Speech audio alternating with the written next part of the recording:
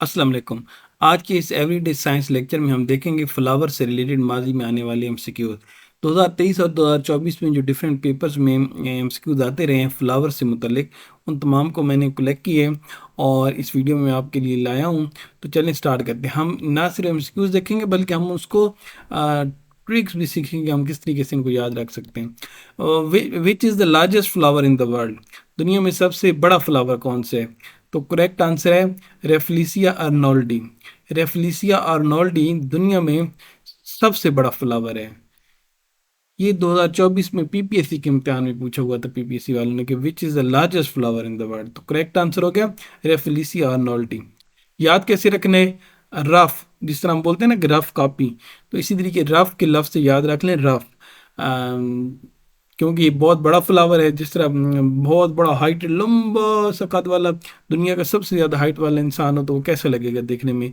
Rough सा भद्दा सा ही लगेगा ना, क्योंकि हर चीज़ एक बराबर बराबर तभी अच्छी लगती है। तो इस तरीके से आप याद रख लेंगे कि लार्जेस्ट फ्लावर रफ, रफ किस्म का flower. Largest flower in the world rafflesia arnoldii. What is the smallest flower in the world?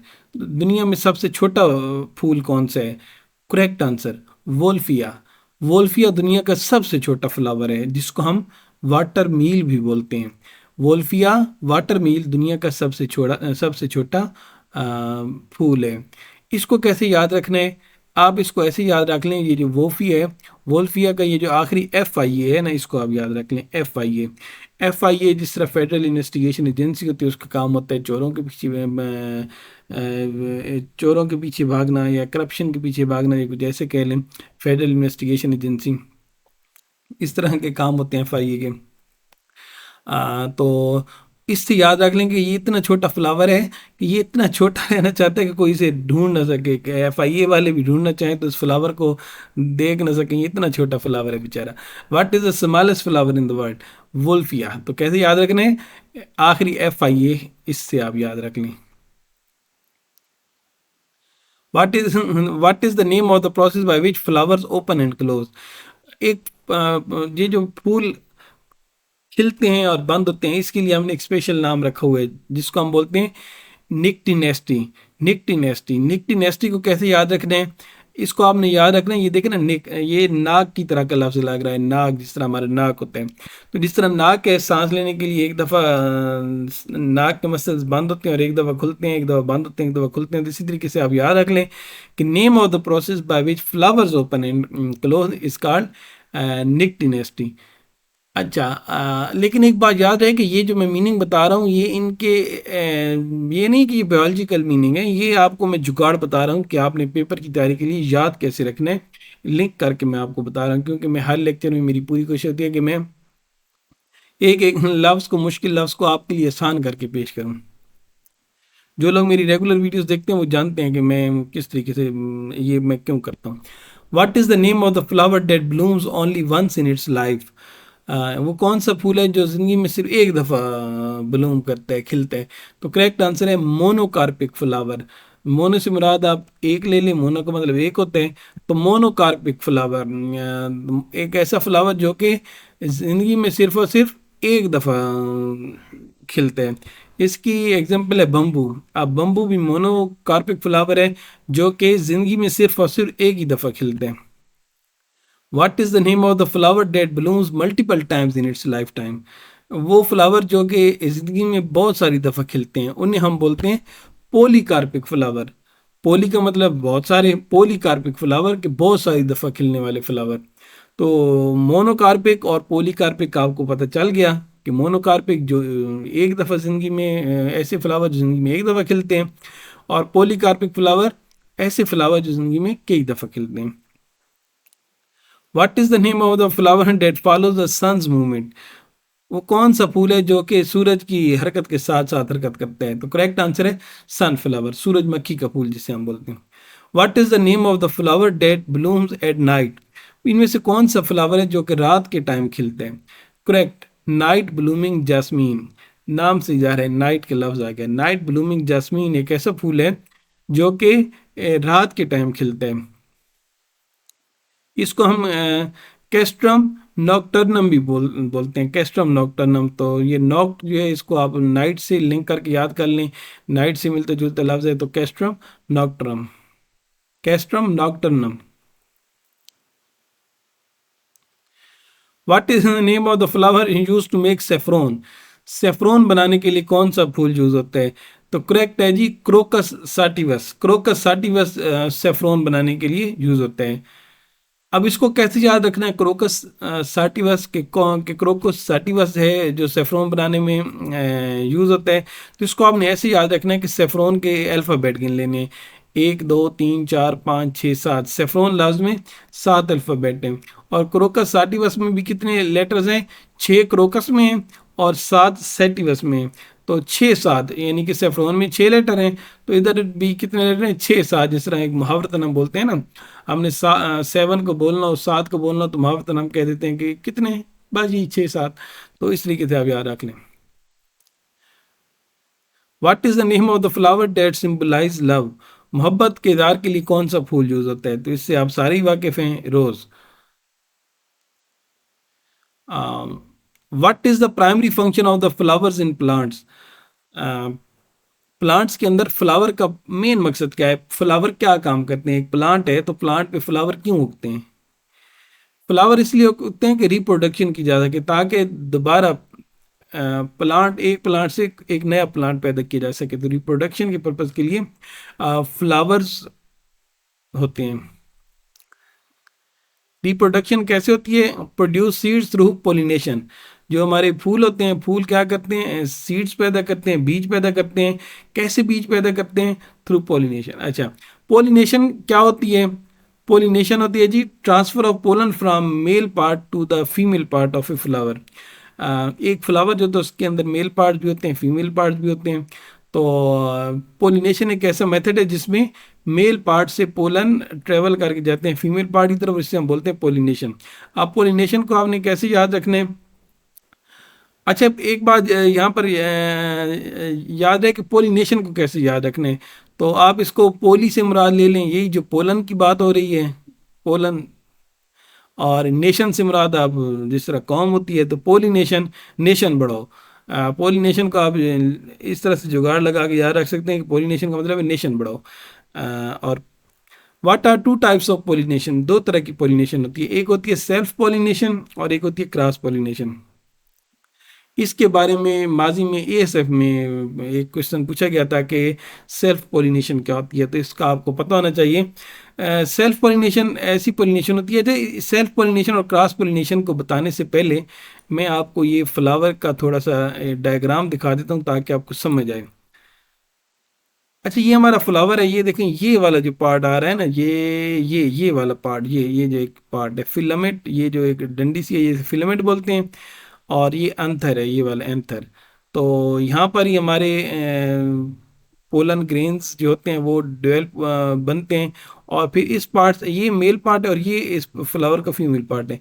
अब यहाँ से ये जो पोलन हैं, ये जब हवा से या किसी भी वजह से गिरते गिराते ट्रेवल करके यहाँ पर स्टिग्मा, ये स्टिग्मा पार्ट है, इधर आते हैं। तो फिर इसके बाद एक नया एक बीज पैदा होता है और उसके बाद एक नया फ्लावर उस बीज से बनता है। तो जो सेल्फ पोलिनेशन और क्रॉस पोलिनेशन का कंसेप्ट है, क्या है? सेल्फ पोलिनेशन का मतलब ये है कि अब ये एक फूल है तो इस फूल का अपना ही बीज, अपना ही पोलन जहाँ से गिरा और किसी तरीके से ट्रेवल करता करता इस अपने ही फूल के फीमेल पार्ट में आ गया, तो इसे हम बोलेंगे सेल्फ पोलिनेशन। और क्रॉस पोलिनेशन का मतलब ये हो जाएगा कि इसी फूल का ये जो पोलन है, ये यहाँ से गिरा और हवा से मूव करता हुआ किसी भी वजह से किसी और फ्लावर के अगर फीमेल पार्ट में अगर यहाँ पर आते हैं तो उससे हम बोलेंगे क्रॉस पोलिनेशन। तो ये आपको पता होना चाहिए कि सेल्फ पोलिनेशन और क्रॉस पोलिनेशन क्या होती है। मेरे ख्याल में अब आपको समझ आ गई होगी। What is role of petals in a flower? Petal का फ्लावर में क्या काम है? पहले मैं आपको दिखाता हूँ कि पेटल्स हैं क्या, फिर आपको रोल बताता हूँ। ये देखो, ये जो ब्लू वाली आपको नजर आ रही है ना, ये पेटल्स हैं, ये खूबसूरत सी ब्लू ब्लू। दूसरे लफ्जों में कहने कि वो जो फूल की पत्तियां होती है ना, जिस तरह गुलाब का फूल आप तोड़ते हैं और वो रेड रेड कलर की पत्ती होती है, हाथ से ऐसे आप पिक कर रहे होते हैं, तो वो जो पत्तियां सी होती हैं खूबसूरत खूबसूरत, उन्हें हम बोलते हैं पेटल्स। अब आपने याद क्या कैसे रखना है इसको?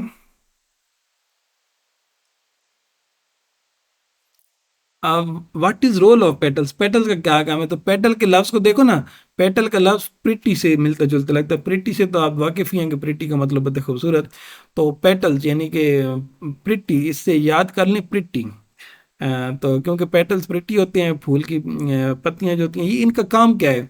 Attract pollinators with their colour and scent. इसका क्या काम है कि पोलिनेटर्स को अट्रैक्ट करें अपने कलर की मदद से। जिस तरह मुख्तलिफ तरह की शहद की मक्खियाँ और इस तरह के ये जो मक्खियाँ पी रही होती हैं, ये क्या करती हैं, जब खूबसूरत खूबसूरत पेटल्स को देखती हैं फूलों पर, तो ये उन पेटल्स पर आकर बैठती हैं, फिर उन्हीं पेटल्स के साथ मौजूद वो पोलन्स को उस फूल से पिक करती हैं किसी भी तरीके से, और चलते फिरते घूमते घुमाते कहीं ना कहीं गलती से या कहीं ना कहीं वो किसी और फ्लावर के फीमेल पार्ट में जब ये ट्रेवल करते हैं, तो फिर इस तरीके से एक नया फूल जो है वो जन्म लेते हैं। तो इस तरीके से आप याद रख सकते हैं कि पेटल्स, पेटल्स का क्या काम है? Attract pollinators with their colours and scent. What is role of sepals in flower?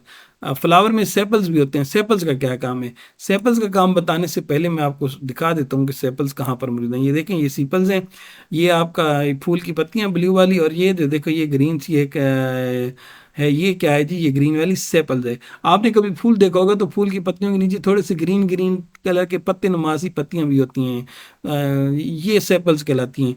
इनका काम क्या होता है कि फूल की हिफाजत करना। ये जो फूल की प्रिटी पत्तियां हैं, पेटल्स हैं, इनकी हिफाजत करने के लिए नीचे एक स्ट्रॉन्ग सी सेपल्स लगी होती हैं। तो अब सेपल्स को हम कैसे याद करेंगे, ये भी मैं आपको बता देता हूँ। हर चीज़ का आपको यहाँ से सोल्यूशन मिलेगा। सेपल्स का लफ्ज अगर देखें ना, तो इसको अगर हम जुगाड़ लगाएं तो ये, जिस तरह हम बोलते हैं ना सिपा सलार के फौजियों का बड़ा, तो सिपा, सिपा सिपाही मुराद ले लें या सिपा सलार ले लें, तो ये फ्लावर का सिपा सलार है। फ्लावर की जो पत्तियां उनका सिपा सलार कौन है भाई? सेपल, सीपल, जो कि हिफाजत करते हैं फूल की पत्तियों की। मेरे ख्याल में अब आपको भूलेगा नहीं।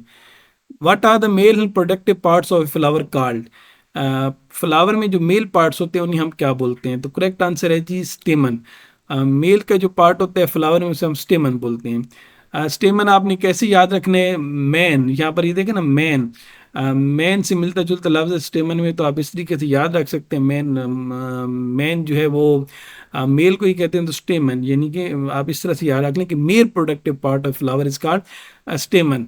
और स्टेमन के अंदर क्या होते हैं जी? एंथर एंड फिलामेंट, अंथर और फिलामेंट होते हैं। तो ये थोड़ा सा मैं आपको दिखा देता हूँ ताकि आप थोड़ा सा समझ भी लें। ये फ्लावर है कि ये जो लंबी सी एक डंडी आ रही है, और ये जो है ये हमारा पूरा जो पार्ट है इसे हम बोलते हैं स्टेमन। ये देखें हमें स्टेमन लिखा हुआ है, यानी कि मेल पार्ट, ये मेल पार्ट है फ्लावर का। और इसमें कितने पार्ट्स हैं जी? दो पार्ट्स हैं, एंथर और फिलामेंट। एंथर कौन सा पार्ट होता है? एंथर ये वाला पार्ट होता है जिसके अंदर ये पोलन्स और ये सारे बन रहे होते हैं, प्रोड्यूस होते हैं। और फिलामेंट का क्या काम है? ये देखो, फिलामेंट का क्या काम है कि इस एंथर को मजबूती के साथ फूल के साथ जोड़े रखना, ये स्टैंड किए रखना इसको। तो ये फिलामेंट हो गया और ये एंथर हो गया। मेरे ख्याल में अब आपको नहीं भूलेगा कि male part of flower are called stamens, and two important parts of stamen are anther and filament. और पोलन्स डेवलप कहाँ पे होते हैं, कहाँ पर प्रोड्यूस होते हैं? तो वो हो गया एंथर। अच्छा, तो चल अब हम नेक्स्ट चलते हैं कि नेक्स्ट हमारे पास क्या है। ये भी हो गया। What are female reproductive parts of flower called? Female के फ्लावर, फीमेल के रिप्रोडक्टिव पार्ट्स फ्लावर में क्या कहलाते हैं? तो करेक्ट आंसर है पिस्टिल, पिस्टिल कहलाते हैं। फ्लावर की जो फीमेल रिप्रोडक्टिव पार्ट्स हैं उसे हम पिस्टल बोलते हैं, pistil. What are female reproductive parts of flower called? Correct answer pistil. और consist of stigma, style and ovary. इसके तीन पार्ट्स होते हैं, स्टिग्मा, स्टाइल और ओवरी। ये भी मैं आपको दिखा देता हूँ। ये मेल पार्ट्स हो गए थे, और ये जो सेंटर में ये वाले पार्ट्स हैं ये हैं फीमेल पार्ट्स। इसमें तीन पार्ट्स हो गए, ओवरी, स्टिग्मा और स्टाइल। स्टिग्मा, स्टिग्मा को आपने कैसे याद रखना है? स्टिग्मा का लफ्ज अगर हम देखें तो किससे मिलता जुलता लफ्ज है? स्टिकी, जिस तरह हम कहते हैं ना स्टिकी, स्टिक हो जाना, चिपकना, चिपकना। तो स्टिग्मा, स्टिग्मा का क्या काम है कि ये जो जगह ना ये स्टिग्मा कहलाती है, टॉप मोस्ट वाली इसकी फीमेल पार्ट की। ये जो पोलन्स होते हैं ये चलते चलाते जब इधर स्टिग्मा पर आकर ठहरते हैं तो यहाँ पर ये स्टिग्मा का क्या काम है, उन पोलन्स को अपने साथ स्टिक कर लेना। और फिर उसके बाद आती है बारी जी स्टाइल की। ये एक स्टाइल नुमा सी एक आप ट्यूब कह लें, कुछ ऐसा कह लें। और फिर तीसरा पार्ट आता है ओवरी का। ओवरी ये वाला पार्ट है सारा। इस पार्ट में जो जितने भी बीज होते हैं वो उसके सॉरी जितने भी वो पोलन होते हैं वो यहाँ पर आकर फिर एक मुकम्मल बीज की शक्ल अख्तियार करने लग जाते हैं। तो हम कह सकते हैं कि female parts of a flower are called pistils, carpels भी बाल को आता मैंने बोलते हैं। और इसके तीन इंपॉर्टेंट पार्ट्स हैं, ओवरी, स्टिग्मा और स्टाइल। तो ये आपको पता होना चाहिए। मेरे ख्याल में अब आपको भूलेगा नहीं, चाहे आप बायोलॉजी के स्टूडेंट हैं या नहीं है, लेकिन मैंने इतना आसान करके आपको बता दिए हैं और देसी किस्म के एग्जांपल्स के साथ समझा दिया, अब आप नहीं भूलेंगे। तो अब ये भी हमने देख लिया कि what is role of stigma in a flower receives pollens during pollination. What is the role of style in flower, style का क्या काम है, connect the stigma to the ovary. Which part of the flower develops into a fruit after fertilization. तो correct answer है ovary. What is the role of the ovary, ovary का क्या काम है, protects ovules, facilitate fertilization and develop into fruit, connecting seeds for reproduction। तो ये था आज का लेक्चर। मेरे ख्याल में आप फ्लावर से रिलेटेड कोई भी एवरीडे साइंस का या जनरल नॉलेज का क्वेश्चन आते हैं तो आप यकीनन हल कर लेंगे, और मैं उम्मीद करता हूँ कि आप ये आपको भूलेंगे भी नहीं। चैनल पर नए हैं, सब्सक्राइब नहीं किया तो सब्सक्राइब कर दें, वीडियो को लाइक कर दें, और लेक्चर आपको कैसे लगा कमेंट करके ज़रूर बताइएगा। कोई और किसी टॉपिक पर लेक्चर देखना चाहते हैं तो वो भी बता दीजिएगा। शुक्रिया, खुदा हाफिज़।